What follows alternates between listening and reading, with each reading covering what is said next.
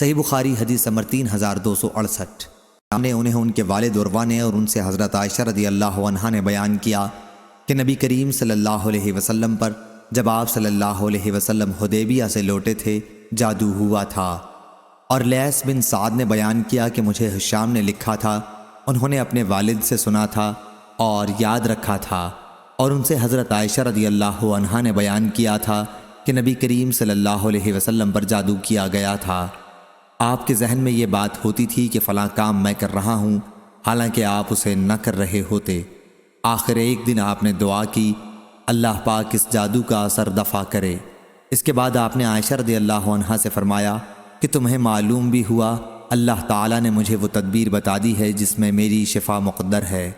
میرے پاس دو آدمی آئے، ایک تو میرے سر کی طرف بیٹھ گیا اور دوسرا پاؤں کی طرف۔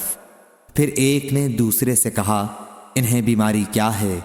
دوسرے آدمی نے جواب دیا کہ ان پر جادو ہوا ہے۔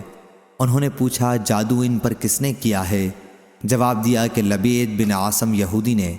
پوچھا کہ وہ جادو ٹونا رکھا کس چیز میں ہے؟ کہا کہ کنگھے میں، کتان میں اور کھجور کے خشک خوشے کے غلاف میں۔ پوچھا اور یہ چیزیں ہیں کہاں؟ کہا کہ بئر زروان میں۔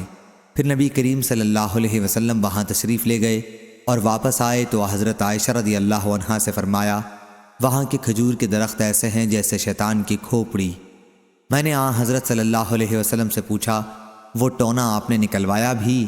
آپ نے فرمایا کہ نہیں، مجھے تو اللہ نے خود شفا دی اور میں نے اسے اس خیال سے نہیں نکلوایا کہ کہیں اس کی وجہ سے لوگوں میں کوئی جھگڑا کھڑا کر دوں۔ اس کے بعد وہ کنواں پاڑ دیا گیا۔